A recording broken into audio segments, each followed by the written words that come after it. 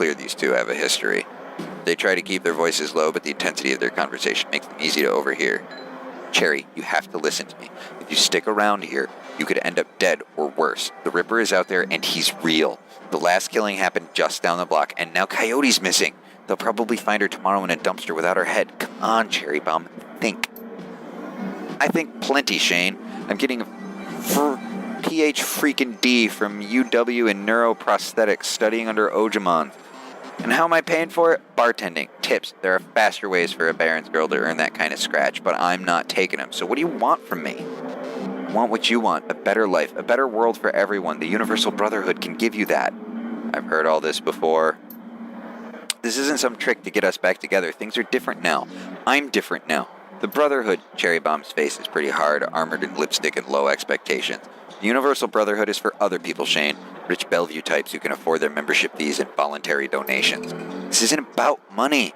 It's about binding the world together in brotherhood. Come with me. Attend a discovery meeting. Get to the core of who you are. I heard Lynn Telestrian give a talk last night called The New Family of the Sixth World. I've got my family right here, Shane. They're drunks and lowlifes and whores, and I choose them over any of your Brotherhood members. Now buzz. I gotta get back to work. With body language that leaves no question the conversation is over, Cherry Bomb turns her back on him. Sorry I got interrupted. Boyfriend find religion? Her eyes narrow. Her pretty eyes narrow. Something like that. You got a look that says you're not here for the entertainment. Are you a badge? I think you know the answer to that. She regards you with a smirk. I do. You're independent. We're trained to spot a bronze the minute they walk in here. Something I can help you with? Few questions? Ask away. So who was that you were talking to? Shane, old boyfriend. He used to work here. Then one day he saw a billboard for the Universal Brotherhood, and that was that. Went to a meeting, made new friends, moved in with them. I was happy for him until he started coming around here trying to recruit me. I don't need that direct. Ever hear the name Sam Watts? She nods. Sam was a regular customer and a regular pain in the ass for as long as I've been here. Talked a big game, but he was always broke. As soon as he got good money in his pocket, he went straight to his head. Chips, drugs, or booze. Coyote had a soft spot for him. See him on the night that he died? Nope, that was Coyote's shift. You mentioned Coyote. No, I think she's away on business. Business, huh? She a shaman with a name like Coyote? No, she shot a coyote once. Thinking it was a shaman who double-crossed her. We've been calling her Coyote ever since. She's been missing for a couple of days now. Some people think the Ripper got her, but I know her. She can take care of herself. Tell me about this place. Some come here for a booze, some come for companionship. Others are looking for something they can't get anywhere else. If it's illegal or immoral, then it's probably bought, sold, rented, or consumed. You can probably find it here. The Union seems to attract people like you. Who runs this place? That'd be Mrs. Kubota. She's in the back room. You can't miss her. Whiz. Mill sweat. Talk to you later, chum. Hot chum.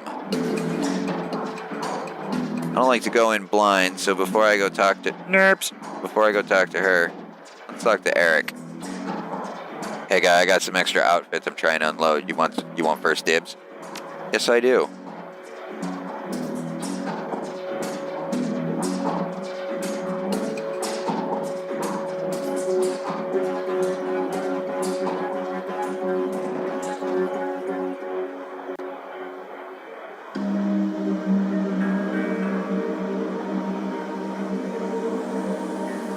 Coolest hat in the shadows.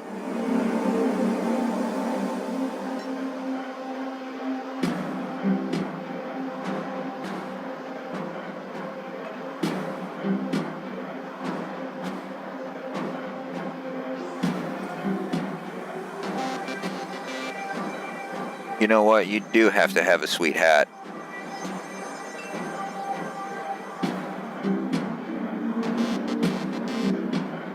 Armor is 2.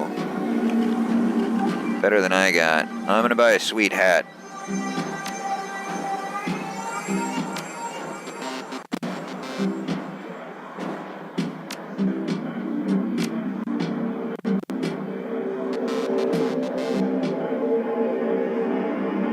Seriously? And then I'm naked?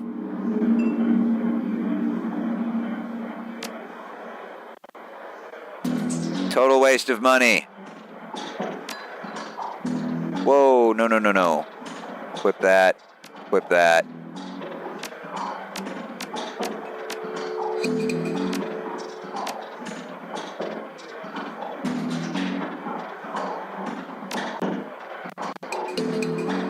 It is a pretty sweet hat, but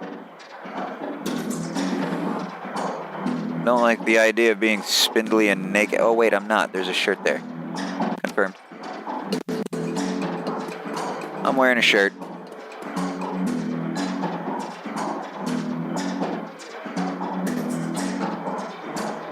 Hello. Asian woman's expression reads open for business, but her demeanor reads dealer rather than companion. She has a jack in her neck, a gun on her hip, and a chip on her shoulder. She eyes you with a sneer. You look like you could use some firepower, something simple. I got guns so smart they practically fire themselves. You looking for tech? Got some of that too, if that's the way you roll. Ooh, what have you got for me? Alright, let's just start here. Weapons. Would much rather have a better gun, but you don't have one. Drones, can't do that. Consumables.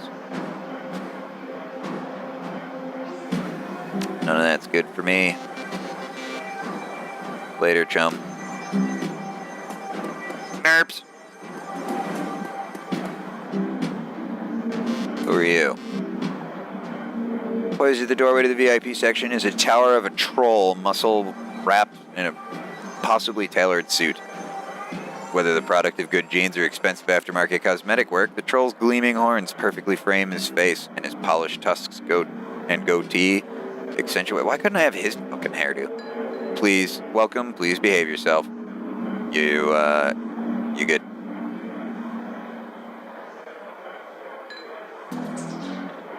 Kind of a funny place for an architect to put a wall. Load bearing, too. You have business here? I'm looking into the Friends of Death at Sam Watts. Heard about that. Real shame. There's a sharpness in his eyes, the look of a man who has seen much and earned wisdom at a young age. I'm figuring that he was the type that needed to be thrown out on occasion.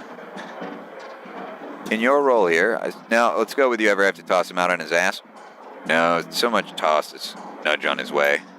Sam was drunk, but he wasn't a violent one. Usually, what about the night he died? He was a bit agitated, didn't catch the specifics, might have been over a woman.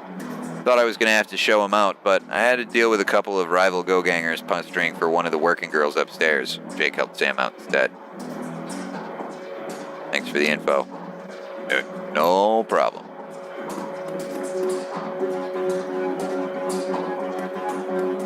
Nuke. That's got to be her, right there. Start with Johnny and go right around the room. The man is dressed like a janitor, but wearing unusually clean overalls. He's tall, rail thin, and has a cunning look in his eye that says he's more than just a maintenance man. You are a fixer. Howdy, name's Johnny Clean. You knew? Yeah, first time, just getting a look at the place. Well, enjoy yourself. This looks like your type of place. I'm just sweeping up a bit. Yeah, I'm sure you are. Noob. Covered in magical glowing talismans and fetishes, the troll does not seem fully of this world. He mumbles to himself constantly, apparently participating in several conversations at once, but with entities you can neither see nor hear. I told you it's not like that at all. Bring me poof and you shall have it. I am honored, your majesty. Mutter, that was why I said use the mustard instead of ketchup. Forgive me, Jane, I was a fool. It's you in the eye, the other conversation is on hold. You may peruse my magical wares and see their glory.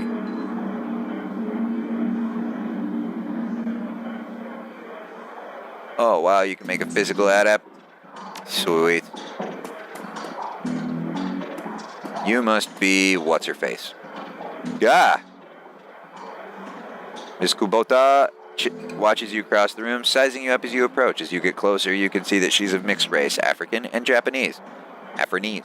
Her demeanor says, this is my house. Mess with it at your peril. But her eyes twinkle with a playful light when she speaks. Konbanwa, good evening. My, but aren't you the pretty elf? Are you enjoying the Seamstress Union? Should be plenty for a man like you to enjoy. She eyes you closely. Or is this business? Business. I suspected as much when you walked in, oh my. I can't speak Japanese, so I'm going to rape that all the time. What business do you have with me? Looking for information? She eyes you suspiciously. Of course you are. Knowledge is power, ne? So I've been told. So, Ka, why should I help you? I'm looking for Sam's killer. Her face brightens, amused. Ah, so you are the little assurance policy he would go on about when he was drunk, his avenging angel who would strike back at it for him from beyond the grave. What do you want to know? How'd you know him? Oh, I knew him. We all did. Sam was a regular here. Whenever he could beg or borrow enough Nuyen to become altered in some way, drugs, chips, alcohol, it didn't really matter to Sam. As long as he was bent, he was always looking for his next fix. He clung to this place like it was his lifeline, and we treated him as part of the family, even if none of us truly liked him, except Coyote. Did you see him the night he died? He was here, quite inebriated, as he often was. Coyote was working the bar that night, and she informed me that Sam was getting rowdy and belligerent with other customers. When I requested he leave, he refused. My bouncer, Mr. Glue, was off dealing with another issue, so I requested that Jake escort Sam out the back door to the alley. That was the last I saw either of them. By the Seamstresses Union. During the gold rush years, there was a census, and the politicians wanted as high a number as possible to gain power and revenue. To bolster their numbers, they decided to include all the working girls, of which there were many, to the rolls. However, given the times, they could not list the girls' true occupation, so they entered them all as seamstresses. When a girl accumulated enough money to open her own place of business, she named it the Seamstresses Union, so potential workers would know what they were being treated fairly there. And thus, a rich tradition was born. So you're a former seamstress? No. Perhaps when we know each other more, I'll reveal more about myself. For now, enjoy the union. All right, well, have a good day. Oh, one other thing. Where's Coyote? I have not seen her in 2 days. She's a smart woman and quite dangerous, but I fear for her. She's smart. Why fear for her? Because she's in a dangerous line of work and there's always someone smarter, more prepared. Her room is upstairs. If you're looking for her, I invite you to examine it. You may be able to uncover her whereabouts. I would normally not betray her privacy in this way, but she's missed 2 shifts now and cannot be reached on her comm. It's unlike her. If something has happened, I will not have an action on my conscience. Here's the key. Fair enough. Thank you, Aunt Jemima. That one's locked. There's a mid-grade security panel attached to a nearby door. It is set to require a password for entry. Let's just leave that be for right now.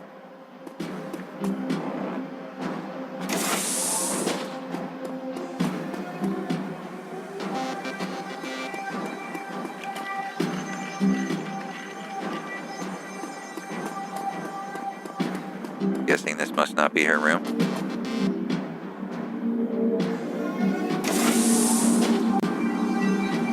That must be her room. She keeps her clothes in boxes on the floor. What'd she watch on TV? Action movies and cigarette butts. Frame painting of the Chicago skyline done in stylized silhouette. Get to your keyboard in a minute. There's a diary with several pages sticking out of it. Go right through the book. Inspect the receipt. Receipt for a Browning Max Power. Jin parked downstairs with a note saying how big guns on hot women turn her on. Whoa. I came back from my shift to find 4 of Paco's goons sleeping on our apartment floor. It's getting fraggin' ridiculous. I want to be with him, but with the real Paco. But this Cutter Drek keeps messing everything up. I love him, but he's totally different with the gang. It's how I make my cash, baby, he always says. I try to tell him that he doesn't need the cash. I can support us both with what I make at the Seamstresses Union, but he still goes on these runs. With those bozos all over my floor, I feel like he's just seeing how far he can push me before I kick him out. I try to be patient, but why does it always have to be all one way? As soon as the last Cutter was out the door, I lost it. I told him that if he ever pulled Drek like that again, that he'd be sleeping in the alley. Of course, he begged and pleaded with me, telling me it wouldn't happen again. I don't want to deal with this anymore. But I don't want him to leave. He's the reason I got through all that stuff last year. Got my bartending license, got this apartment, and this life. And I know he cares about me and loves me more than his involvement with the Cutters. I just wish you could slice that gang out from our life together. Slice out the fear that comes along with it. Next page. Handwritten poem on it and a diary entry. Let's just say that Paco should stick to guns and motorcycles and leave the poetry to others. Sometimes it seems like Paco reads my mind, or my diary. Maybe he does the latter. I wouldn't be surprised. Hi, Paco! Ever since last week, he hasn't mentioned the Cutters once. He leaves the apartment with a "see you in a few hours, babe," and returns later without comment. I don't know if he's really going to help for us to avoid the subject and conversation completely, but I have felt better without our constant arguing about it. The last 2 nights, I've come home from work to Paco waiting up for me, slouching on the old dumpster couch with a novel 4 inches from his face. I imagine that as I turn the key from the door, he perks up and makes himself look especially studious for when I get the door open. He seems superficially surprised for me, but I love this little act. This is a receipt and an old photograph stuck between the pages. A COD receipt for a special order, 5 pounds of zebra meat. Picture shows a young girl with caramel skin and dark hair color. She has a snake wrapped around her arm, yet she's smiling. The back of the photograph has shadow written on it.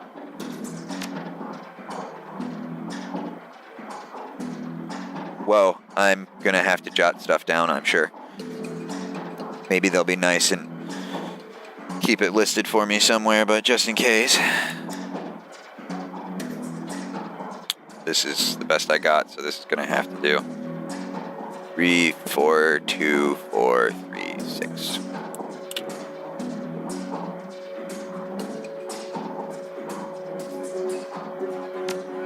Diary down. Wall safe. Broken mirror is hiding a small safe. Oh, good. It beeps cheerfully and the door comes open. What do we got? A frag grenade. Time for the most important thing in the room. The computer. Coyote's computer is ancient. Probably fished it out of the junkyard. Doesn't even have a data jack, and the cracked display is covered with fingerprints. Tapping the keyboard causes up dust cake fans to spin up, only to display on-screen password. Without the password, the only other button is the password recovery option.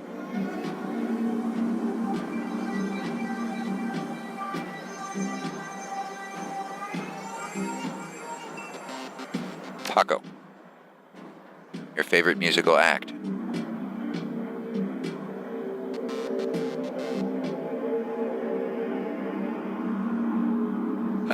Concrete Dreams. What's the name of your hometown? Denver? Son of a bitch. Chicago.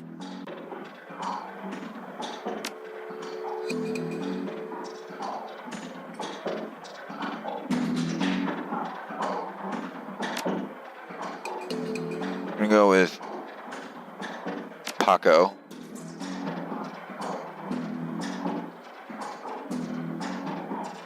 The Elementals and Chicago. Fucking. Alright.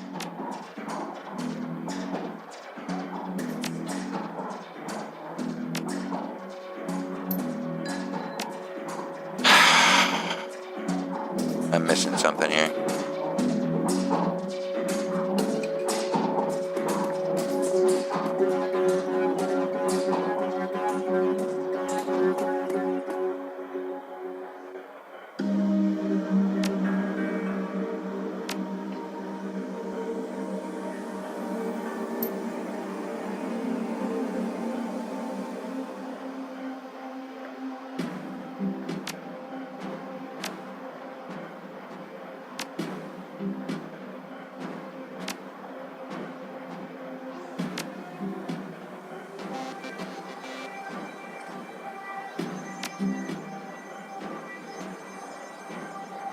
I bet that's her pet.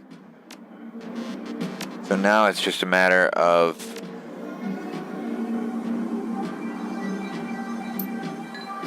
her favorite act.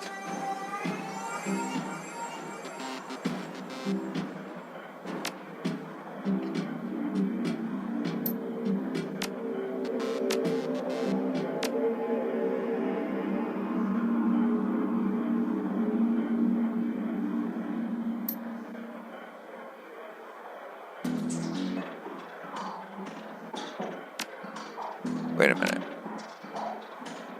Be an action movie.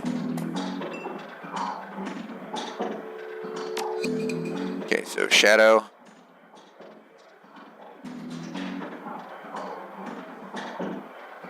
Great Dreams. Chicago. Shadow. Maria Mercurial. Chicago. Son of a bitch. Shadow. Elementals. Chicago. Oh my god, I hate you. Shadow. Shield Wall. Chicago.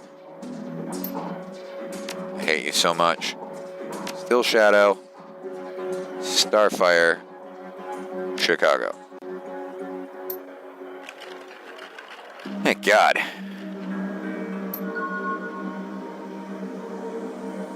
The computer has a basic list of applications. Calendar. 3 days ago, meet with Delilah about gig. So I need to go find Paco and Delilah.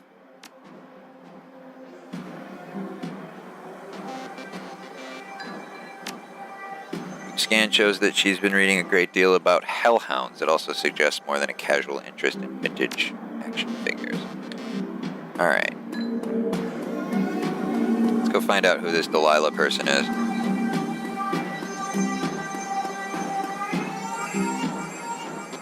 You know what? It's too easy.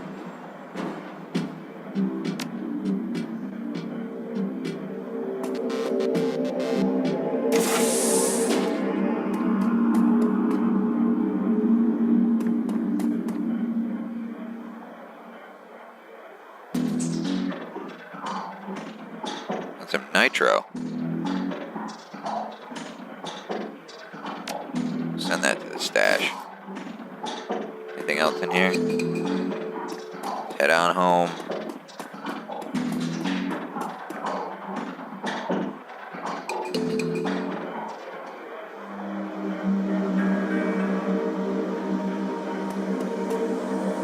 What's going on over here?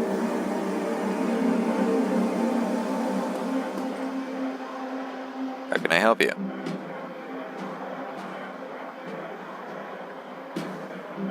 You know Paco. He's a ganger, a member of the Cutters. Good kid in a nasty line of work. I warned Coyote against getting too attached to that type. They don't live long. Maury's Meat Emporium? No, I'm a vegetarian. Did you know Jen sold Coyote a gun? I'd be more surprised if she hadn't. Bouncers can deal with most of the troublemakers, but you gotta have a gun just in case you need to take the trash out to a dumpster. Kato has a date with Paco. If you would go down there, it might bring me peace of mind. I'll call a cab for you. It should be able to get you there in time. Gambate kudasai. Kudasai. Good luck. Alright, well, let's get a move on.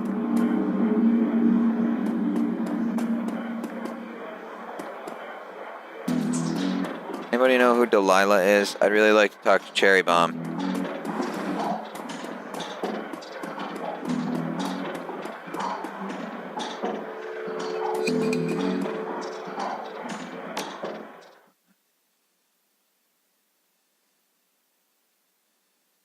Catch a cab from Toursville to Pike Place Market and a mercifully quiet ride that takes you from probably going to be mugged to probably going to pay too much for your drinks.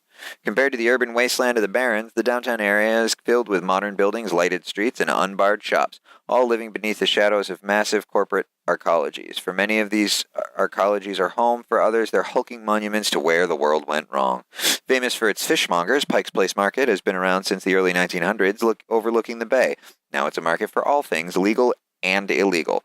A melting pot of the haves and the have-nots. Even though most of the shops are closed, the sights, sounds, and smells of the market hit you the moment you step out of the cab.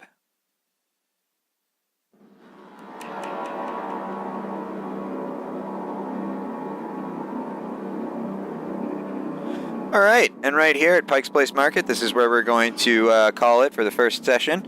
I will be recording more of this weekend because this game is already fantastic. I love it very, very much, and Shadowrun is my absolute favorite RPG that has ever been made.